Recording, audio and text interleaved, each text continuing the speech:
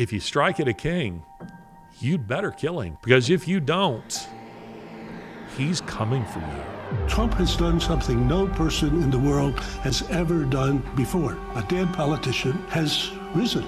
The only way Trump could save himself was to run again for president of the United States, and he had to win.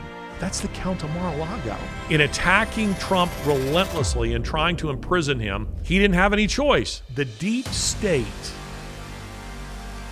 became so embedded throughout the various branches and departments of government that it is so woven into the fabric of our government that Trump now comes in, and the war that he has to fight isn't Russia. It's against elements within his own government. The task in front of him is bigger than any president since Lincoln. Welcome to another episode of Ideas Have Consequences with me, Larry Alex Taunton, and today we are talking about the extraordinary political and personal resurrection of the President of the United States, Donald J. Trump, the Count of Mar-a-Lago. Well, I'm back in the United States, and after being gone for a couple of months, and I'm really excited to be back here sitting in my chair with all of you. It's good to be back in the studio. It's good to be back in the American South. I love the American South. It's, of course, it's through my veins, and I particularly enjoy it this time of year when it's really beautiful. And it can be very violent this time of year with seasonal changes, but right now it's really, really beautiful. And on the flight home, I'm scrolling through all of the movies, all the various options that are available, and I see that there is a new Count of Monte Cristo film that is out. It's a French version, and that makes sense because Alexandre Dumas was French. His novel was written originally in French, and this was a version that was endeavoring to be, fairly faithful to the novel. And if you don't know the story, Alexandre Dumas' classic tale is one of a young man, a somewhat naive but good young man by the name of Edmond Dantes. And Dantes is a guy that, life is opening up before him just every kind of possibility. He's been made a ship's captain. He is, it's set in the 19th century, the Napoleonic era. He is engaged to a beautiful young woman. Life is extraordinary for Edmond, but then something happens. He is betrayed by his best friend, or a man at least he thought was his best friend. He's wrongfully accused of sedition. He's imprisoned, and he suffers terribly in isolation, in prison for some time, eventually escapes, and recovers an extraordinary treasure, and returns to take vengeance on his enemies as the Count of Monte Cristo, who initially they don't recognize him. They don't know exactly who he is. And I was sitting and I was watching this. I was thinking that Trump's story arc is very similar to that of the Count of Monte Cristo. Now, again, there are numerous versions of the film. The novel is readily available. It's out of copyright, so you can download it for free or for a very marginal fee if you want to read it. But I think probably the best version of it, at least the one that I enjoy the most, is the 2002 version with Jim Caviezel, who played Jesus in The Passion of the Christ, and was in a TV series, very popular TV series called Person of Interest. And then the villain is played by, what's the guy's name who plays the villain? Anyway, the fellow who plays him, the real bad guy, he's such a good bad guy that you just can't stand him, and Richard Harris is in it and so forth. But I'm sitting and watching this film, and I'm thinking to myself, wow, this is very similar to Donald Trump's story. I mean, his story is one of a guy who I think in 2016 came to Washington somewhat naive, not the naivete of a young idealist. I mean, he was a very experienced businessman, but a man who came to Washington expecting to find corruption, expecting to find the swamp, as he called it. But I think he discovered it was much broader and it was much deeper than he knew. And I think most of us discovered that along with him. I think it's been an extraordinary discovery to discover just how deep the rot is. I mean, if you were following along with me and what happened to me when I was in Cairo, I mean, you know just how deep and dirty this government can be. But as I'm watching it, I'm thinking to myself, Trump is the Count of Mar-a-Lago.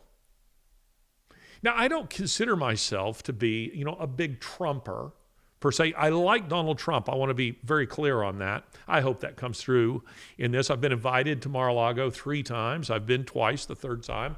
I couldn't go. I like Donald Trump. I don't worship at the altar of Donald Trump, but I like Donald Trump very much. And I am certainly rooting for him as our president. But the point that I would want to make is this, that what follows, what I'm about to tell you about Donald Trump, or just recount to you the things that you already know, are things that even if you don't have to be a Trumper to acknowledge that what I'm about to tell you is 100% true. It's absolutely true. And only if you are, your political loyalties have just warped your ability to reason, and that is true if you read anything on social media or you just watch the way our government has behaved over the course of the last couple of decades, then you know that is definitely true of a lot of people. I mean, Democrats, as they're sitting there while Trump is giving his address. I mean, you know that this is the case. But if you're not a person from whom your political alliances have robbed you of all reason, then you will know that what I'm about to tell you is so true. Now, I was recently at the World Economic Forum. Of course, the posse will know that I've been overseas for a couple of months now. And one of the first things that I went to is I went to Davos, Switzerland, and I went to the World Economic Forum, which is like the Oscars for globalists. It's where all these fascist globalists all gather together and plot your demise. And in some case, kind of a literal demise, because these are people who want to reduce the global population. They don't always say it openly, but they do occasionally. I mean, listen to Dennis Meadows. They want to reduce the global population from roughly 8 billion to less than 2 billion. So I go and I sit and I listen to them, and I listen to the ideas that they're sharing. Now, this right here, this is a video that we've played a bigger version of for you, a longer clip previously, but I want to focus on something at the very beginning of this clip. It's one of the little symposiums, that they hold at the World Economic Forum, where Graham Allison, who is a political scientist at the Kennedy School of Government, and I want you to hear what he has to say right here. Trump has done something no person in the world has ever done before. A dead man, a dead politician, has risen. Somebody who, if we were 4 years ago at Davos, he's buried, dead politically, known to me. He's now returned. This is the greatest comeback in political history. Now, that's really a remarkable statement that he makes there, particularly given the context. I mean, he is at the World Economic Forum, and what he's saying is really quite complimentary about Trump. And if you were to watch the full clip, you would see that the woman, the chairwoman of this particular conversation, she's ready to cut him off because she doesn't like what he's saying. Now, I want to be clear that Graham Allison, I don't think he's definitely not a Trumper. I don't think he even likes Trump.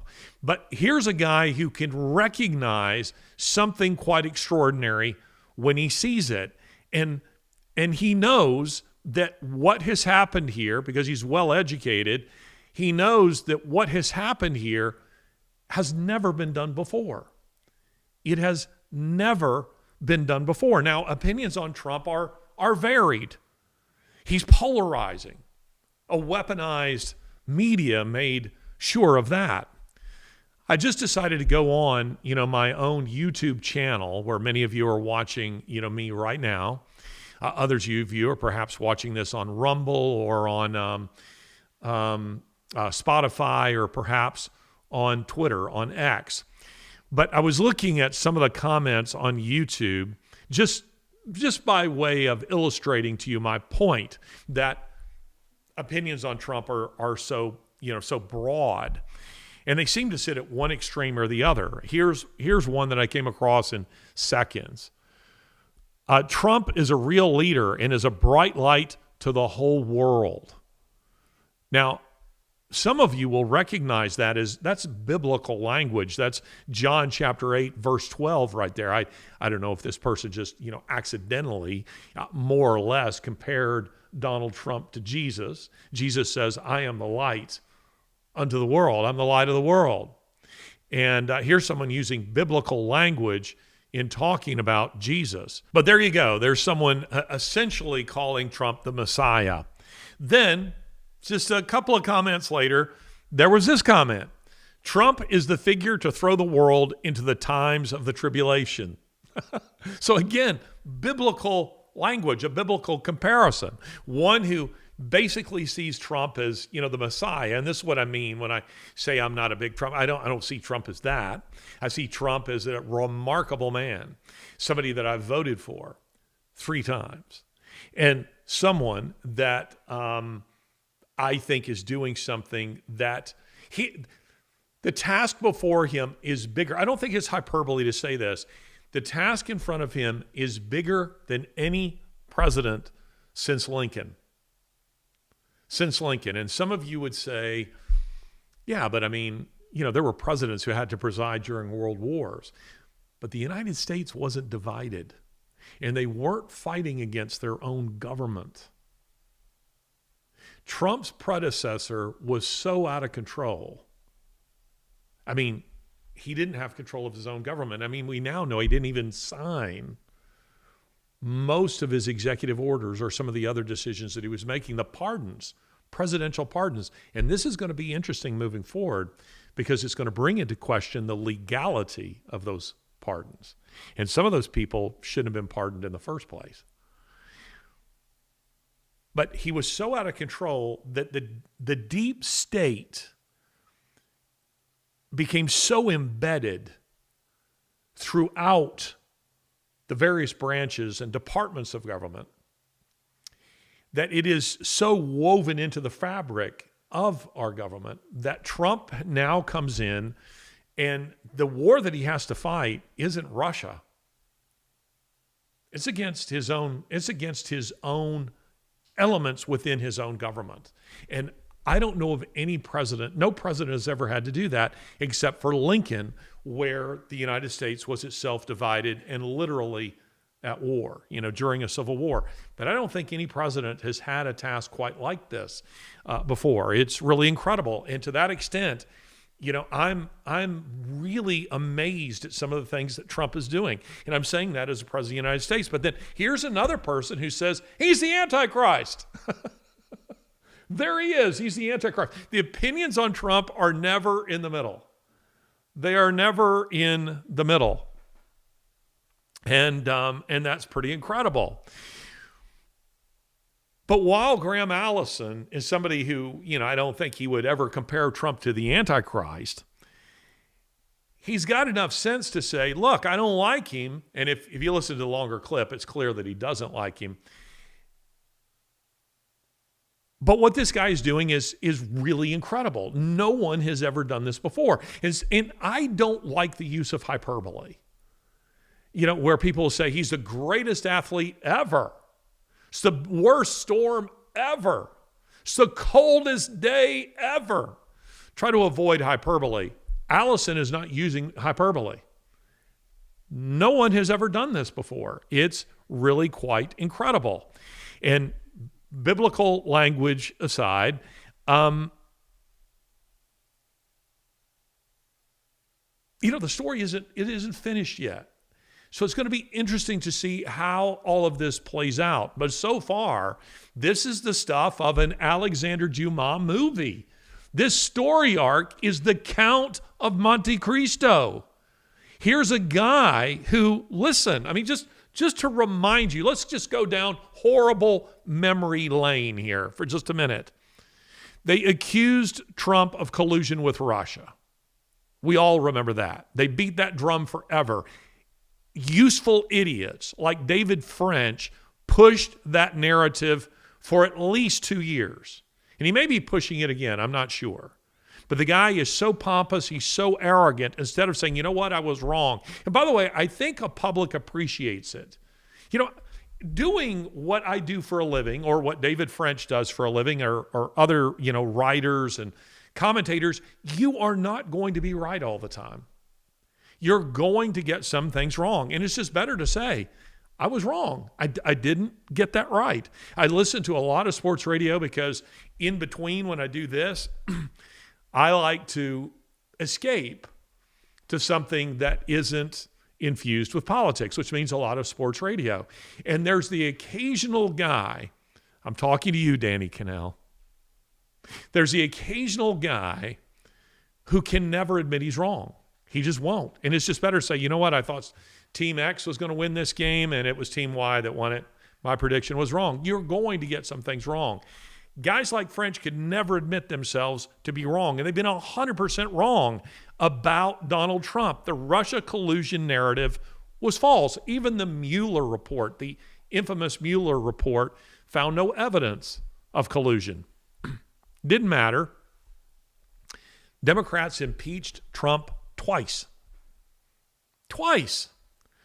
In 2019 for abuse of power and obstruction of Congress, and in 2021 for incitement of insurrection. Both charges ridiculous. Absolutely ridiculous. No pun intended when I say they trumped those charges up. They just invented them.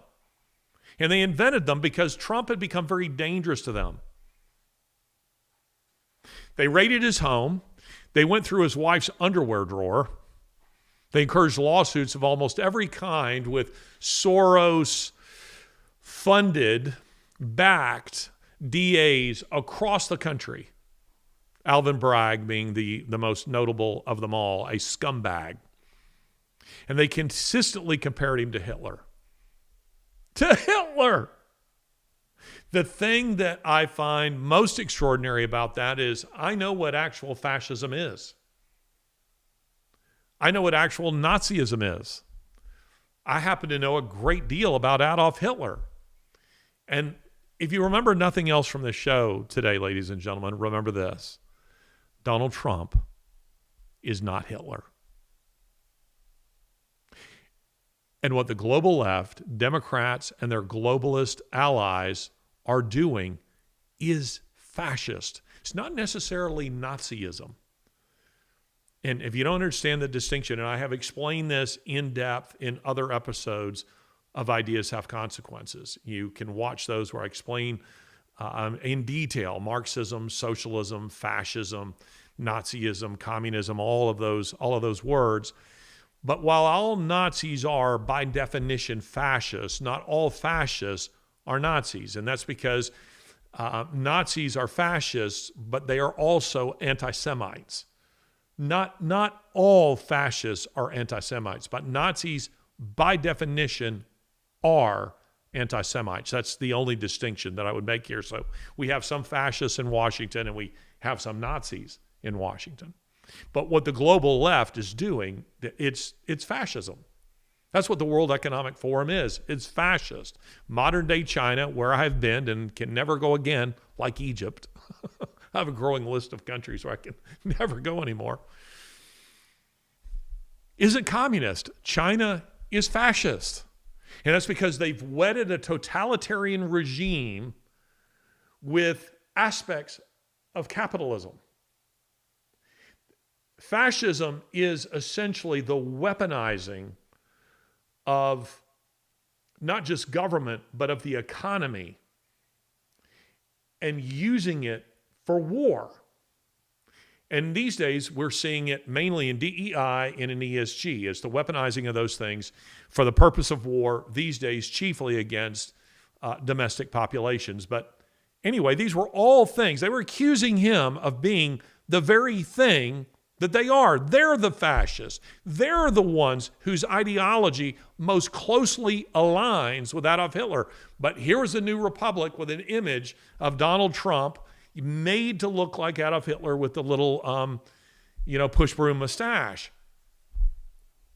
They tried to destroy his first presidency, and they'll try to destroy this one as well. Tried to destroy his legacy, his reputation, his personal wealth, and his family. And his family. And on top of all of that, they tried to assassinate him. We all remember the powerful image of Donald Trump getting up from the ground, his face bloodied, and shouting, "What? Fight, fight, fight." Incredible.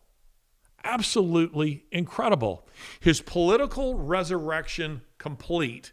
Here's what Trump had to say upon his triumphant return to Capitol Hill just a week ago. And we have ended weaponized government where, as an example, a sitting president is allowed to viciously prosecute his political opponent, like me. How did that work out? Not too good. Not too good.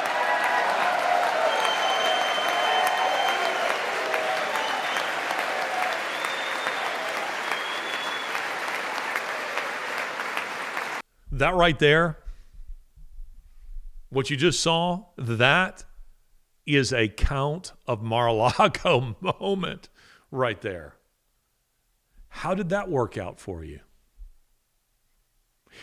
And you see Vance and Johnson, standing up, behind him. And as they're clapping, you can't hear it very well because of the applause, the eruption of applause there. But he says this, not too good, not too good. He says it twice, and he points at the Democrats down below him. How did that work out? Not too good. Not too good. Now, I think that was the moment. I know many people thought that the mic drop moment was saying, hey, the border, it just turned out all we needed was a new president.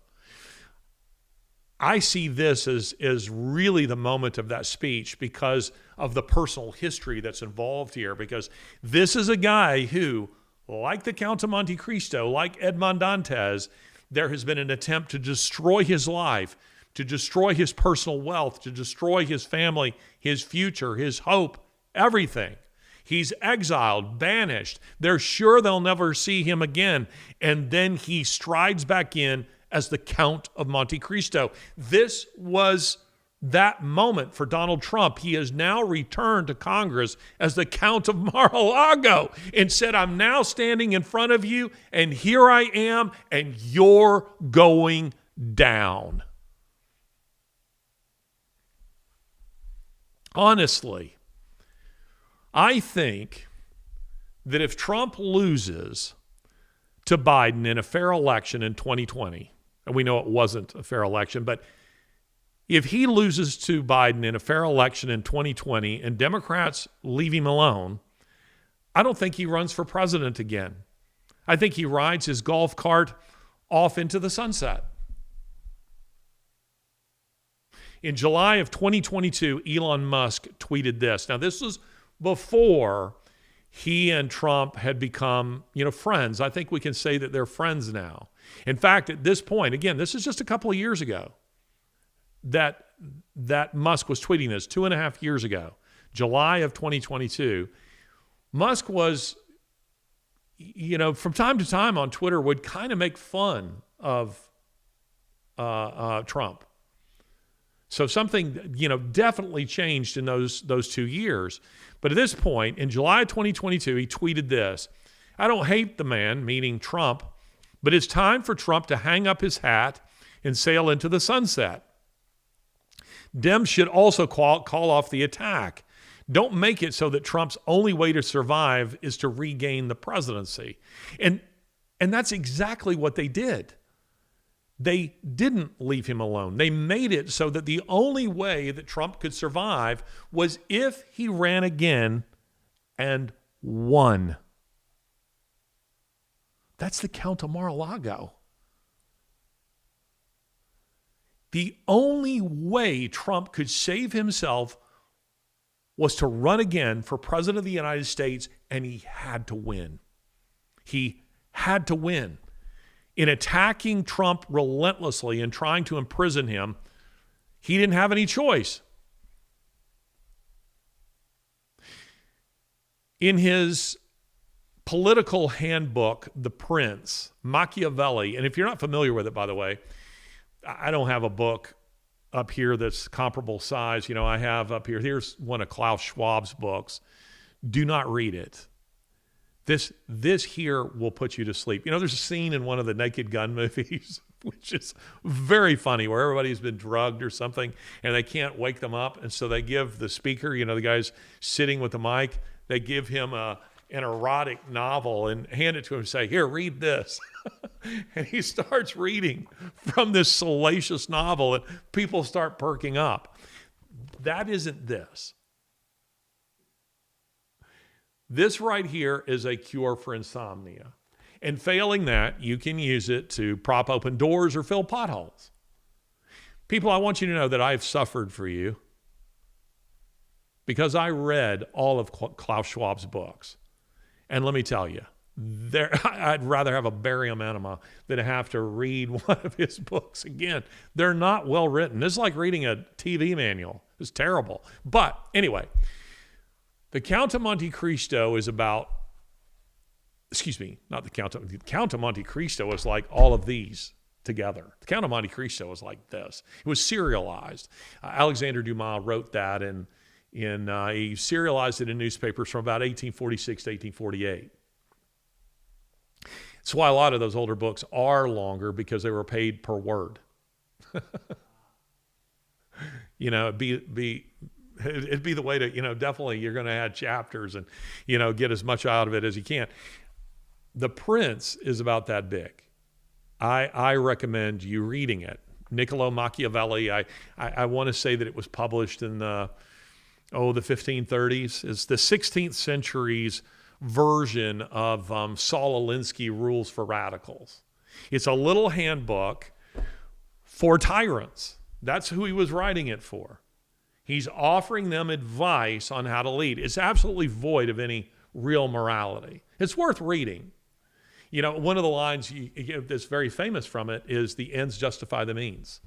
It comes from that book, The Prince. But this is what Machiavelli says, his advice to rulers.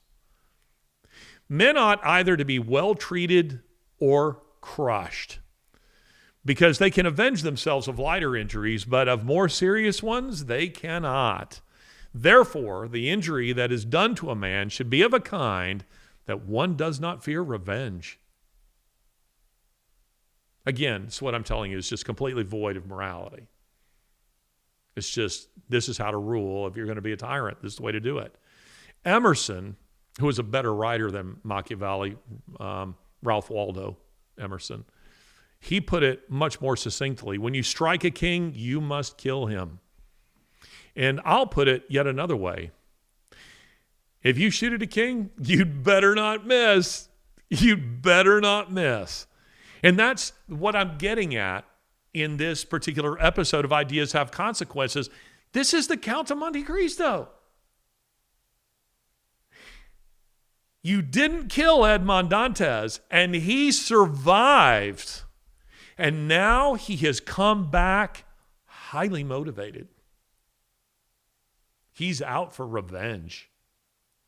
And if you're not familiar with the novel, some people wonder, why do they change the story from the book? Well, sometimes the reason that is done is because we're talking about the Count of Monte Cristo or Les Mis or something. You're talking about books, or War and Peace.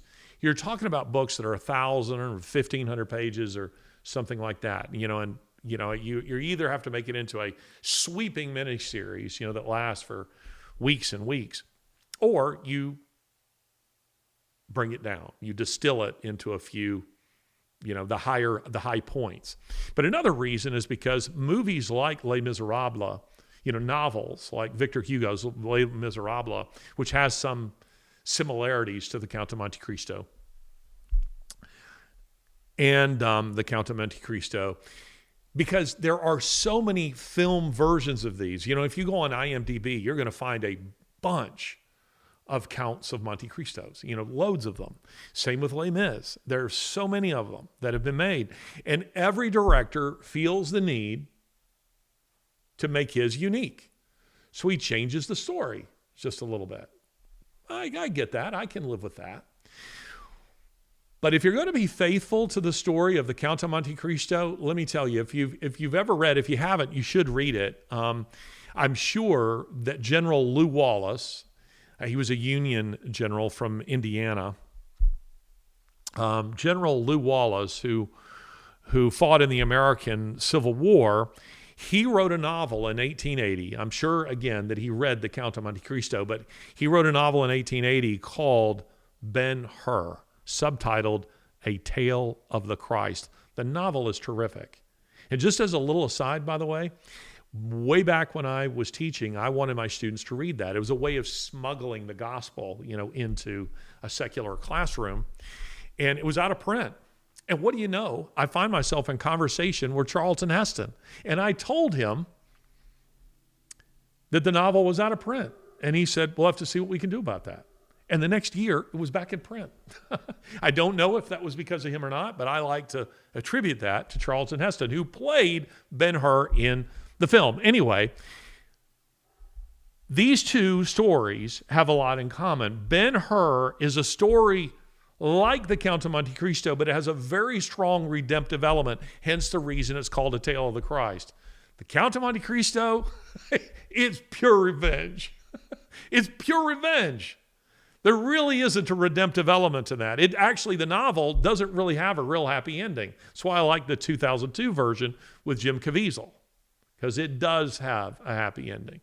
But the novel itself doesn't, as a rule. And listen, you know, Alexander Dumas essentially says, as does Lew Wallace in Ben-Hur, if you strike at a king, you'd better kill him.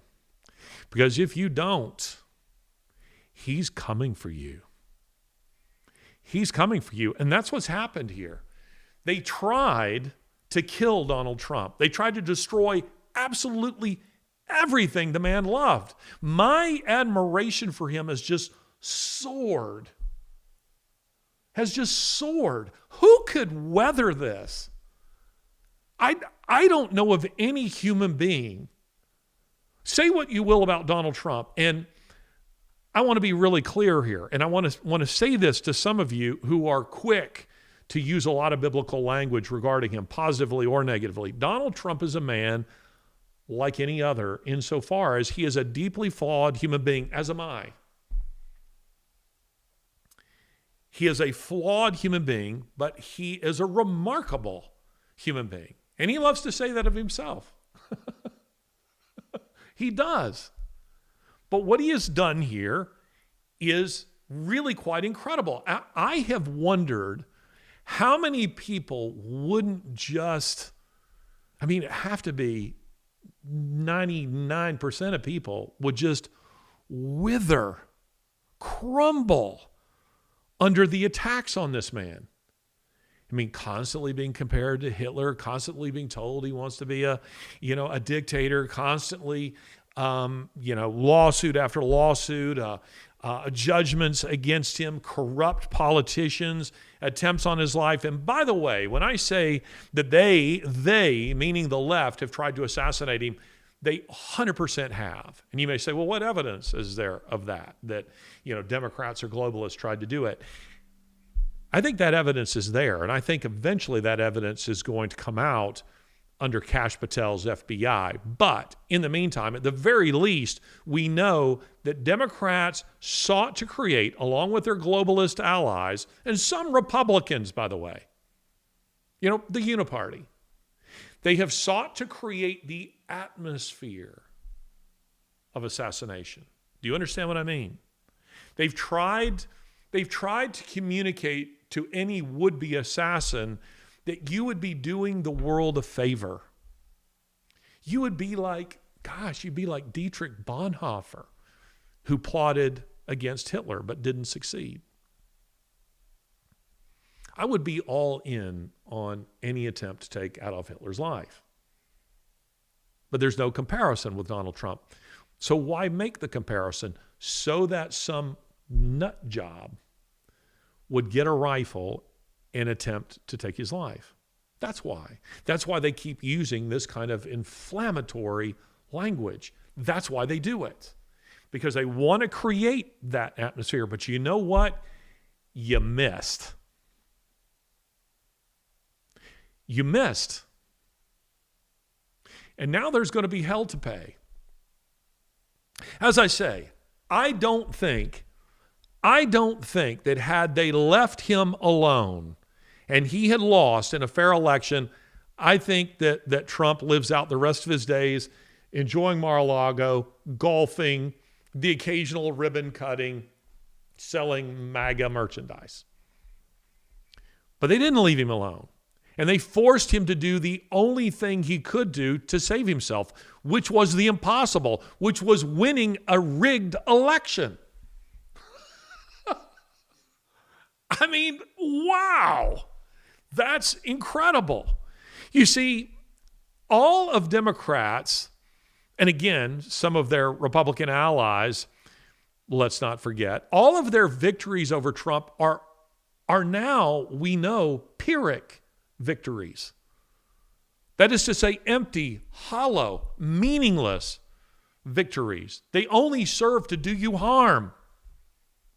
In retrospect, Pearl Harbor, isolated as an attack, was an astonishing success, with the exception of the fact that none of the aircraft carriers were in port.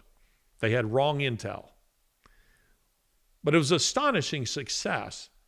They managed to maneuver their fleet without being detected, close enough to launch wave after wave of attacks on Pearl Harbor, catching the United States Navy, the American intel, the entire Pentagon, the Pentagon didn't actually exist really at the time, but anyway, the entire military establishment completely off guard and suffer minimal losses.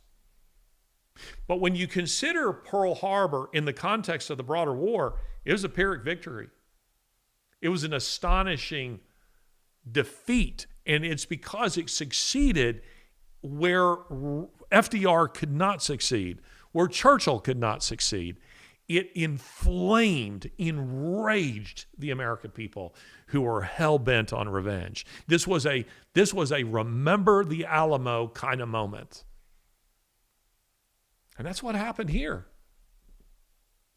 Do you see how this story is playing out? This is the way it's playing out. Now he's come back to drain the swamp. Would he have done that? I don't think so. But now he is. And he's really out to drain it with his posse of J.D. Vance and Elon Musk of Doge and Kash Patel at the FBI and Pam Bondi. And I know a lot of people are kind of unhappy with her at the moment. I will say that the whole Epstein thing has been weird. But I think she'll recover, and I think she'll eventually do very well. But now he's coming for the swamp. He is. And by swamp, we mean the deep state. We mean the corruption. We mean the unelected and eternal Washington bureaucracy. He's coming for them. Other presidents knew it existed. They all knew that the swamp was there. Maybe the swamp wasn't as wide and as deep at the time. It may have been like this and like this. Now it's Lake Superior. But they didn't do anything about it. And why didn't they do anything about it? And I say that, by the way, of other presidents who were good presidents and who were good men. Why didn't they do anything about it? Because they knew what it meant. They knew that it meant war with Washington. I'm reminded of a passage from Abby Mann's little book, again, kind of the size of The Prince. Judgment at Nuremberg, made into a wonderful film. I've read both the screenplay and watched the film. If you haven't seen the film is terrific because the film is getting at the question, what is absolute truth? Or is there such a thing as absolute truth? Does morality just change with the zeitgeist? The cultural winds? Or is morality fixed in space and time? And if you believe in God, then you believe that it is, of course, fixed in space of time, that it's universal. But that's what that particular novel, that particular film is getting at. And there's this line in it where a judge, played by Spencer Tracy, says this in a conversation with a Nazi widow, played by Marlene Dietrich. He says, when I was elected judge, I knew there were certain people in town I wasn't supposed to touch. I knew if I wanted to remain a judge, this was so. He's speaking of kind of the swamp that exists within his own small town in Maine, that he recognizes, I as a judge could look forward to a promising career, re-election, provided I didn't go after the big people in the swamp, if I left them alone. And you see, what most presidents have done, and what's true of judges is also true of presidents, what most presidents have done is if they ever went after the swamp at all, they went after the smaller fish within it. It's kind of like, what I've discovered, and I'm going to do a show talking about this a little bit more. I'm just now really kind of getting my balance again, being back in the United States after being gone for a couple of months. But I'm going to do an episode again on USAID where I'm going to give you the bigger picture of USAID and what I think was really going on in Cairo, where they tried to off me. Why would they try to do that? Well, just a brief glimpse of that. I was seeing a lot of USAID activities in South America, but I now know that was the tail of the snake. The head, I was much closer to it in Cairo. And Trump has now decided, you know what? I'm not going to satisfy myself with merely the tail. I'm going for the head. And that's because he has nothing to lose, unlike his predecessors. No president before him can this be said of. Trump has absolutely nothing to lose. They've already tried to kill him. He can't run again. 22nd Amendment prevents him from doing that. And I do know some of you will say, oh, he wants to be a dictator. He says he's going to run again. He is trolling you. He is trolling Democrats. Trump loves trolling them. He's just getting in their heads and just playing along. He's not planning to run again, and he knows he can't. Again, the 22nd Amendment forbids that. He can't do it. They've already tried to kill him. They've tried to destroy absolutely everything he loves in this world. And in doing so, they've communicated to him in absolute terms that there can be no negotiated peace with them. This is a winner-take-all match, and he knows it. And as an aside, by the way, I'm just going to make a little comment here about Putin. This is what a series of U.S. governments have done with Vladimir Putin, stupidly. They have backed him into this is not a commentary on whether, Putin is a good guy or a bad guy. And by the way, he's a bad guy. He is a dictator. There's no question about that. He is a dictator, but I don't want World War III, and I think that Ukraine is every bit as corrupt as Russia. And I could say that as somebody who spent a lot of time in both of those countries and written a book on Ukraine long before, by the way, it was in the news or any kind of political issues concerning this country. But you see, in announcing that the goal of the war in Ukraine is to topple Putin, with Lindsey Graham stating openly that they want to see Putin assassinated, it's communicated to Putin that this is not simply about territory in Ukraine. It's a fight for his personal survival. And that's a dumb thing to do. Even if you think it, you shouldn't say it, because it now leaves Putin highly motivated. And there's no comparison between Trump and Putin. I'm not making that comparison. I am simply saying here that Democrats, having done all that they've done to Donald Trump, they've now made him highly motivated, out for survival, his own personal survival, survival of his own family, survival of his own personal wealth and, his legacy and absolutely everything else. And he's motivated. He's absolutely motivated. A man who has nothing to lose is a very dangerous man. He is a very dangerous man. There's a quotation. I was thinking about this. There's a quotation in Alexander Solzhenitsyn's The First Circle. At one time in my life, I taught Russian literature, but Solzhenitsyn, who was, I think, the 1970 Nobel Prize winner for literature, Solzhenitsyn, in that novel, and Solzhenitsyn would know this from his own personal experience, and that's because he himself was imprisoned. He was in the Gulag. He's most famous for, the novel, or, it's multi-volume, the novel, The Gulag Archipelago. And in The First Circle, one of the prisoners is talking to one of his tormentors, if you will, who's threatening him, a communist boss. And he says, his character says this. It's something obvious that Solzhenitsyn himself had thought a lot about. He said, "You only have power over people so long as you don't take everything from them. But when you've robbed a man of everything, he's no longer in your power. He's free again." It's really quite profound when you think about it.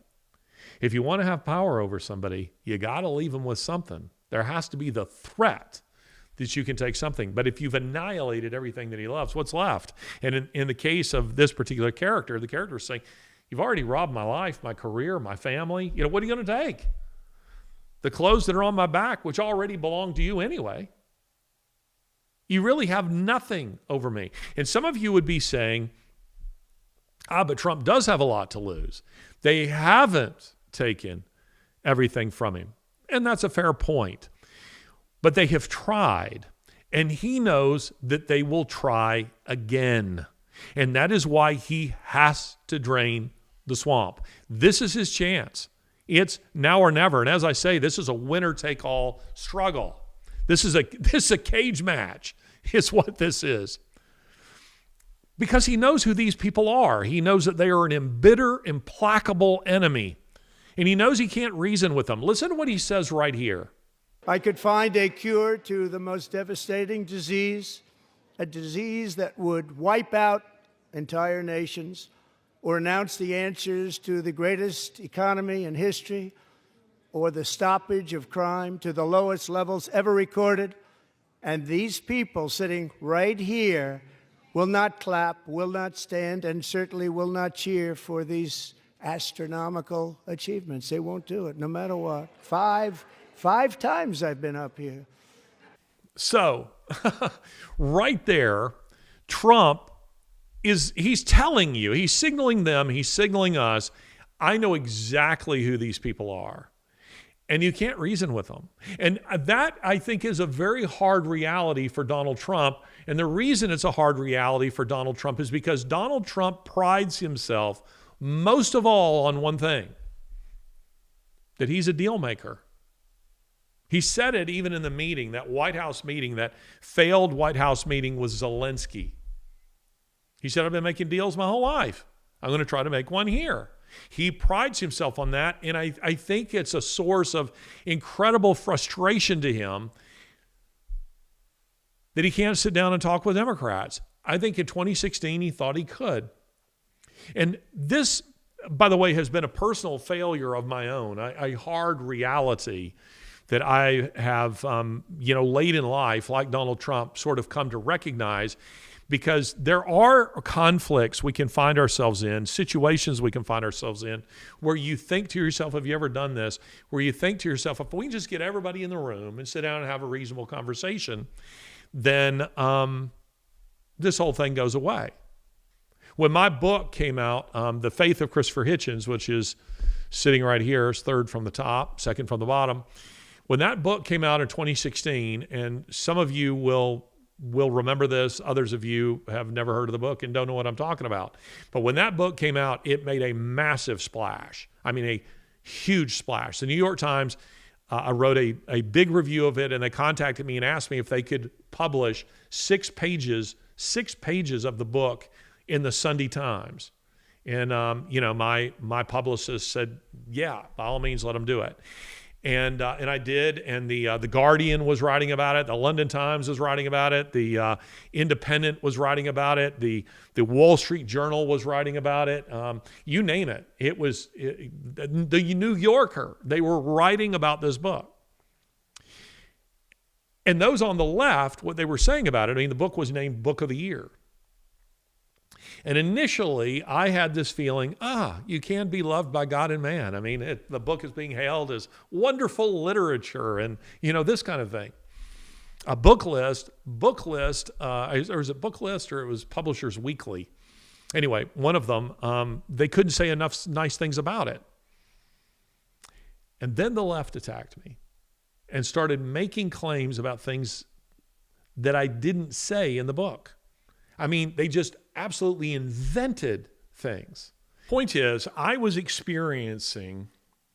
experienced on a micro level what Donald Trump was experiencing for the last 10 years.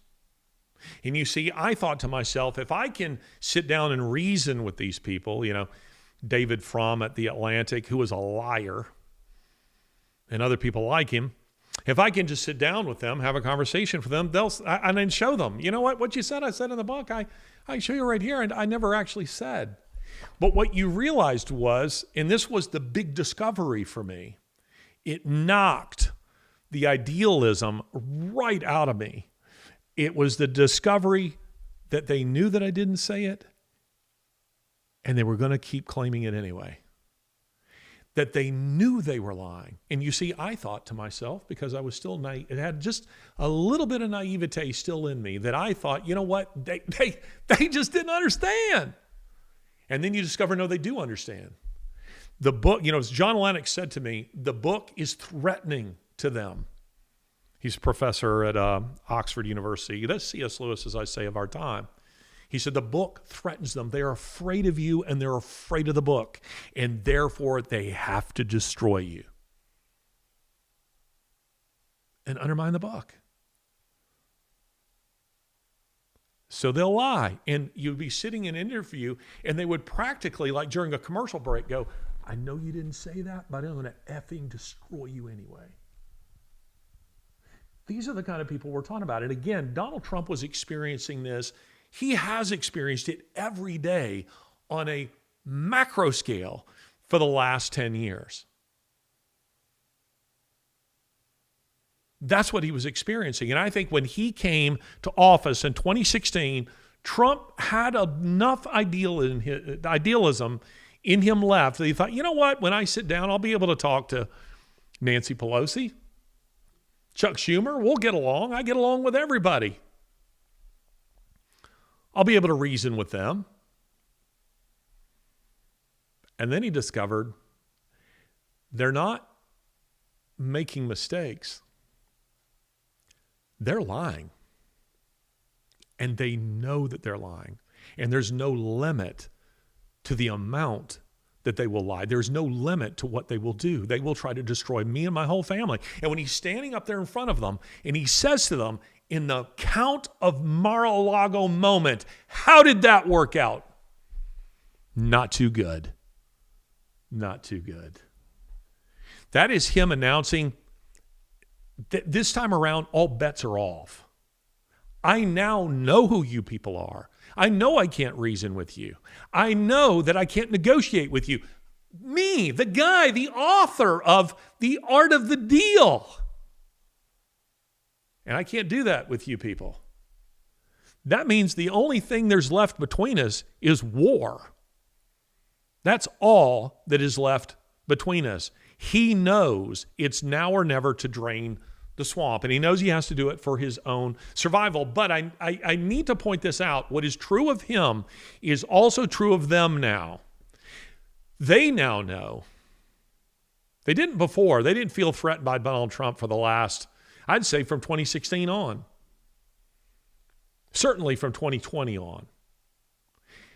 But now they do. And that's because not only is he president of the United States and highly motivated, but he has the cultural wind in his sails. The American people are very much behind him. The majority of them, I think. Don't listen to what you're hearing from others. The American people are behind Donald Trump. I am convinced of this. Anybody who's sensible. And now they're afraid of him, and they are like a cornered animal.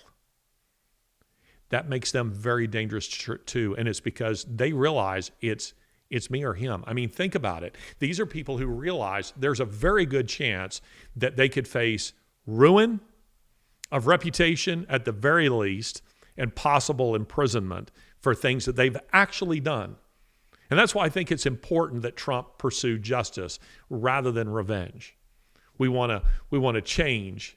We want to change the ending of the Count of Monte Cristo because we want to make it about justice, not about revenge. But we'll come back to this.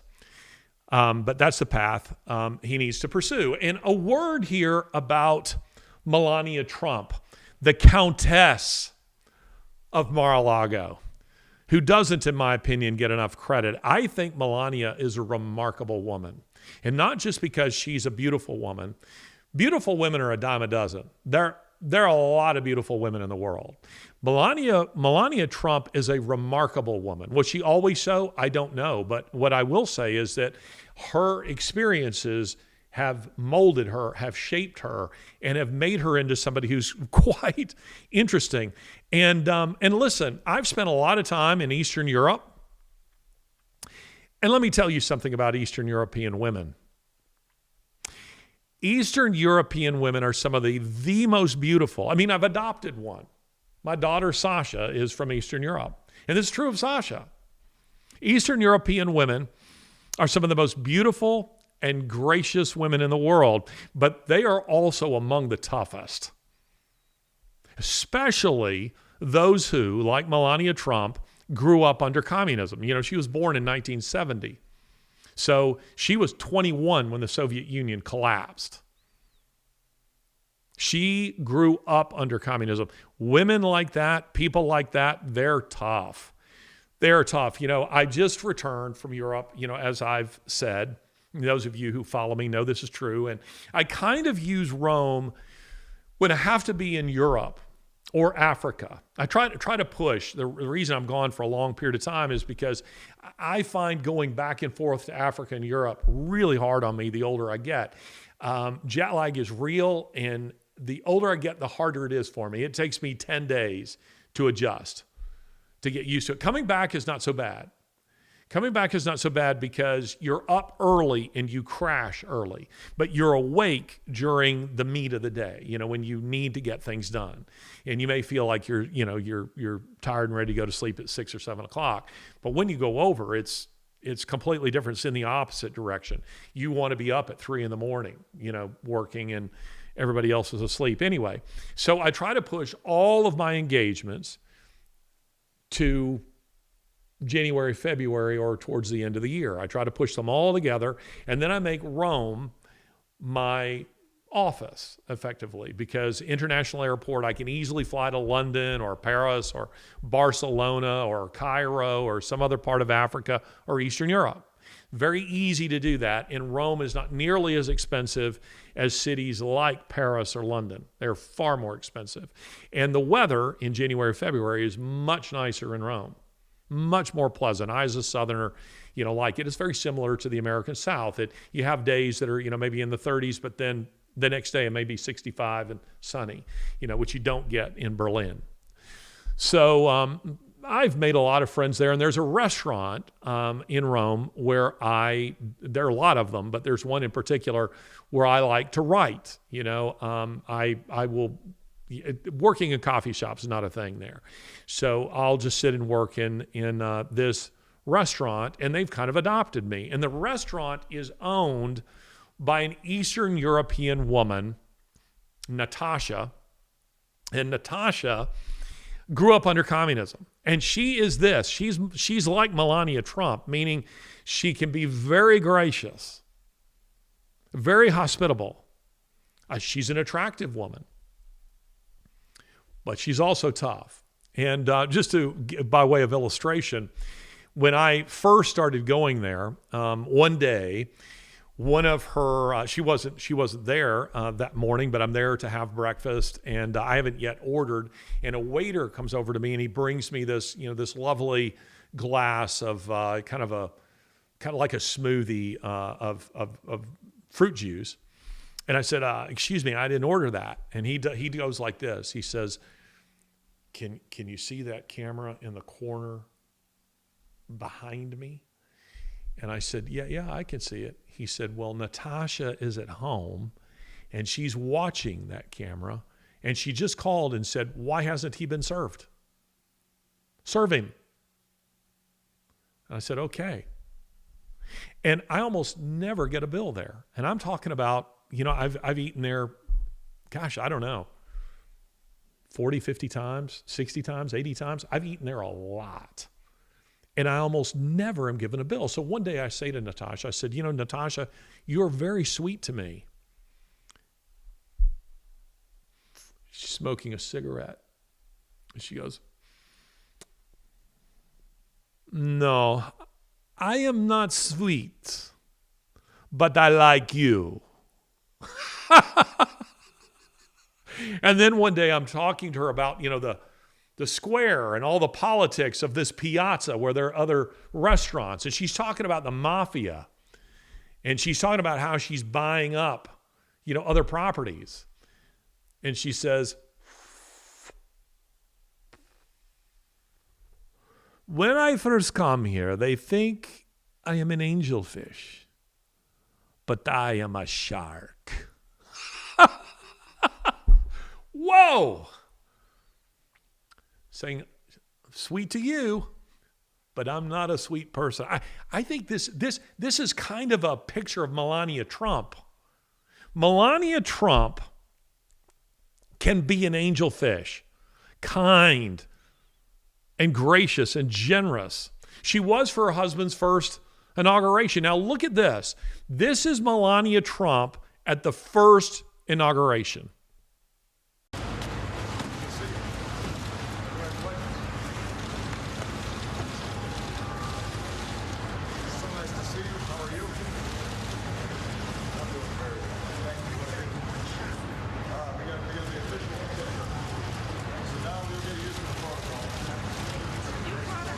There she is. She's all smiles.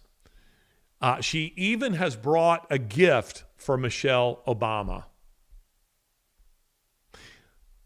But how about the second inauguration? You remember? She was a shark. Just look at her here. Look at her appearance here. I know there's been a lot of media about the hat and about the fashion that she exhibited on that day, but there's more to it than I think what most have had to say about this.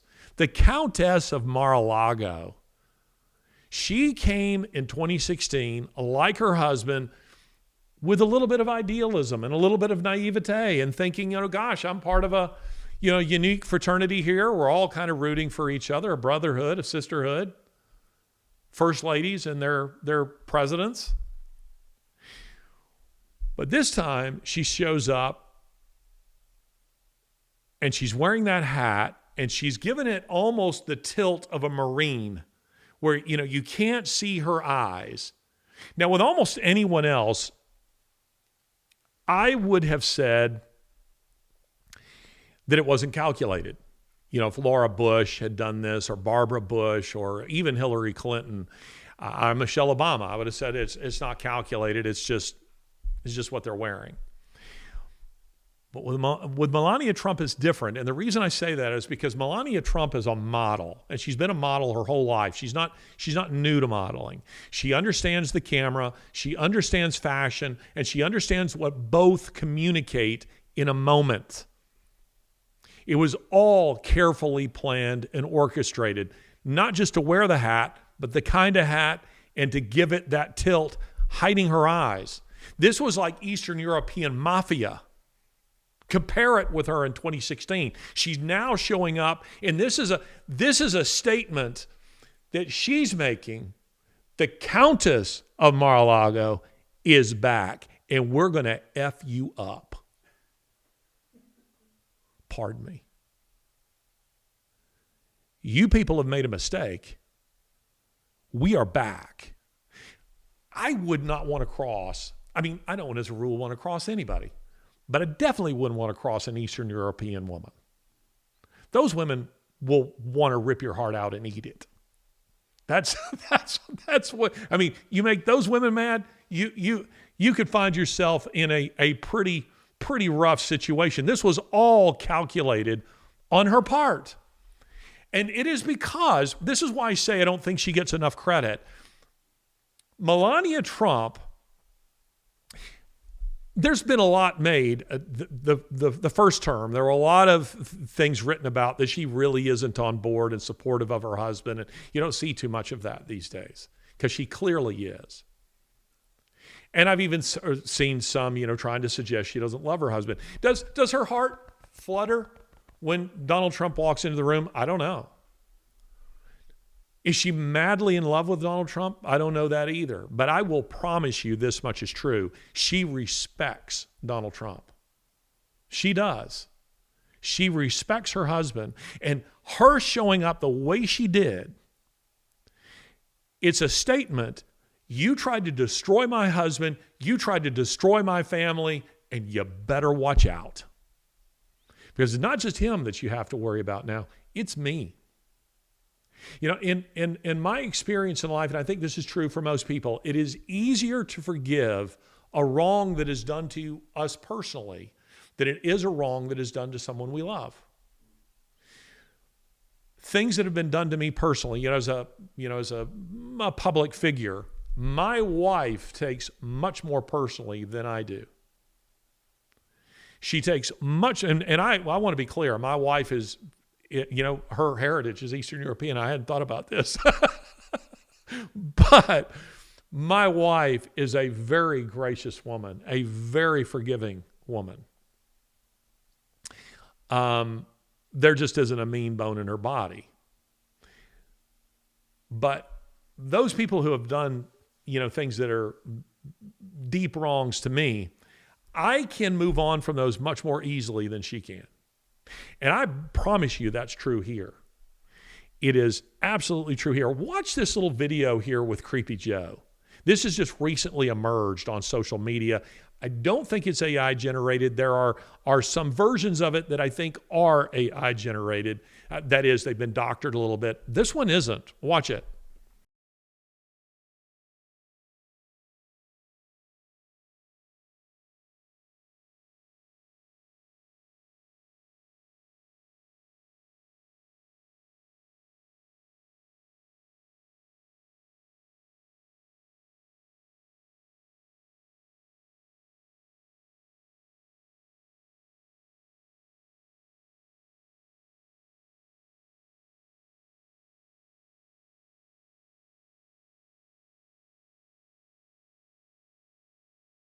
Now, what's going on here? We don't know. There are no hot mics. I'm not aware of any authentic accounts of what was taking place there. But the body language does tell us an awful lot. And you see Melania is standing there. Again, the hat tilt. She's standing close to her husband. There's a little bit of space between her and Joe Biden and Jill Biden. And I want to be clear here. I'm 100% speculating. But the body language and what you see happening there, a lot of people have read this as mainly as just Joe trying to, to feel up an attractive woman. There's a little bit of that too. If you see the video of this from behind, his hand slides down onto her backside. There's no question about that. But I don't think that's what's chiefly happening here. I think Melania has communicated hostility and distance throughout all of this. She didn't show up with presents for Jill Biden. She didn't bring flowers, no big hugs, none of that stuff like in the first time. She gets out of the motorcade with the hat tilt, can't see her eyes, and she's communicating. Countess of Mar-a-Lago. And I think Joe Biden is trying to say, hey, we wish you guys, hope it all goes really well for you. I think he's trying to break the ice with her. He's feeling, radiating from her hostility, and she's having none of it. And Trump is initially, he looks and sees it, and then he looks back at, the honor guard or whatever is taking place. We can't see that part. And then he looks back again, and he puts a protective arm around Melania and pulls her close. And I say protective, he's protecting Joe Biden, not her. He's protecting Joe Biden. He's saying, Melania, come on, sweetheart, get over here. Leave him alone. He's an old guy, doesn't even know where he is. And then Jill Biden comes over. I think she's coming. And then the Secret Service comes in. I don't think that's happening if these are all warm well wishes. I don't think these are warm well wishes. I think Melania was ready to unload on the two of them. And I think the only thing that prevented her from doing it was her husband saying, over here, Wildcat. Come on. Get over here. Get over here. Ignore him. She's an interesting woman. And she's supportive of her man. Hard circumstances change people, but not always for the worse. They can be for the worse. Hard circumstances in life sometimes leave a person jaded, bitter, and cruel. But sometimes the change is a positive change. Sometimes it wakes you up to a reality that you need to be aware of. Sometimes it educates me. Fool me once, shame on you. Fool me twice, shame on me.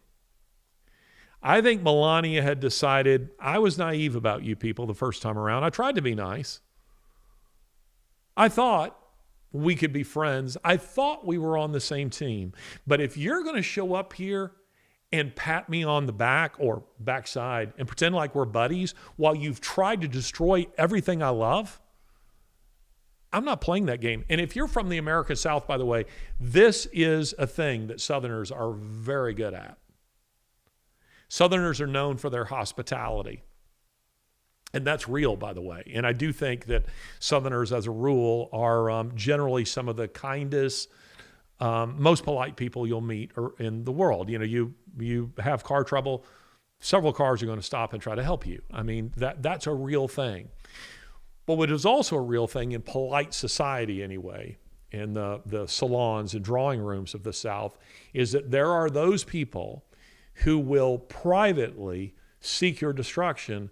And then when they meet you, they go, oh, hey, buddy, how's it going?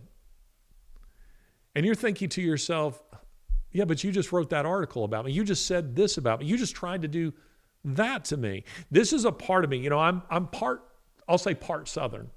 My father was from L.A. In the colloquial, that means lower Alabama. My father spoke with that sonorous old Southern accent that's dying. Oh, Belvedere, come here, boy. That accent is dying. But my mother is from British Columbia. She's from Vancouver Island. So that blood, that Irish blood, and Scottish blood courses through my veins. And I'm not good at playing that game. I am not good at hiding what I really think. And I make very little effort to do so. By that, I don't mean that I just sort of blurt out everything that I'm thinking. Scripture says the man who does that is a fool. But I don't pretend to like people that I don't like. I don't pretend to like people. How did I just say that? I might have said that backwards. But I don't pretend to like people whom I don't like. And I don't pretend to dislike someone if I really do like them. I'm pretty straightforward about the way that I feel. And an Eastern European woman like Melania Trump, promise you, that's her. That's what's going on there. So in the meantime, the Count of Mar-a-Lago has made his epic return. And so far, it seems the trials of the last decade have not changed him for the worse.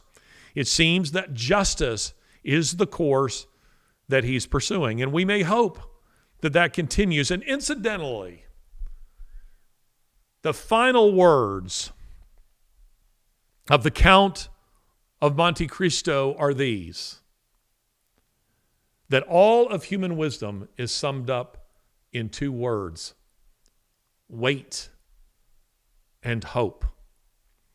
Or, as the Count of Mar-a-Lago would put it, it's gonna be huge. This has been another episode of Ideas Have Consequences with me, Larry Alex Taunton.